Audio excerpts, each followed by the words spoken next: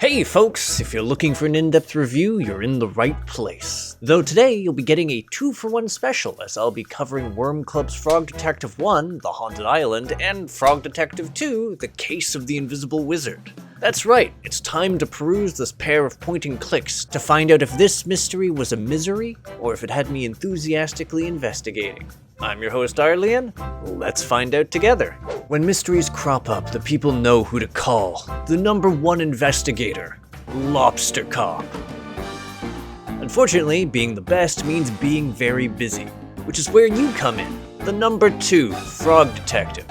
Whether it's figuring out the secret of a haunted island or piecing together what provoked the pilfering of a parade, this amphibious investigator is on the case. Now, admittedly, whilst these games put you in the role of a detective, you shouldn't go in expecting a profound mystery. Instead, you'll find yourself chatting up a somewhat diverse cast of quirky animals and gradually accruing a list of leads. Though this boils down to more of a series of fetch quests that you'll be executing in order to further the story, and there's definitely a distinct order to the whole process, made especially notable in the game's sequel.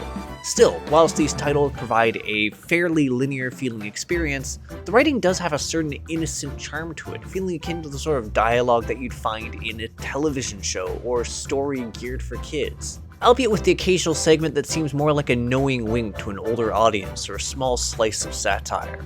What's more, despite the fact that both titles can be enjoyed as relatively self-contained episodes, there is a sense of continuity to be found, with the second title providing some clever callbacks to the first game, and it also introduces the notebook, which, mostly just serves as an excuse for more gags.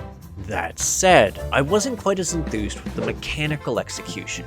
Like I alluded to earlier, these are fairly linear experiences, and the overall puzzle-solving/adventure elements feel geared towards a far younger audience, given the relative lack of scope and the fact that the first title is essentially an entire game of fetch questing.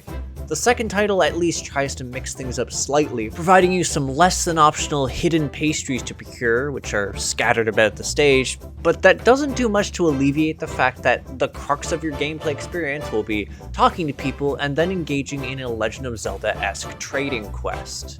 That, or putting way too much thought into customizing your clue book. Sure, that thing might mostly serve as a vehicle for punchlines or a reminder of who needs what if your short-term memory is shot like mine, but I'll be damned if I didn't want it to look rad. Don't judge me, that alligator's actually pretty awesome. But yeah, whilst this game might lack substance in a gameplay sense, it does have a certain sense of style, a weird storybook cuteness, which also plays into the game's sense of humor.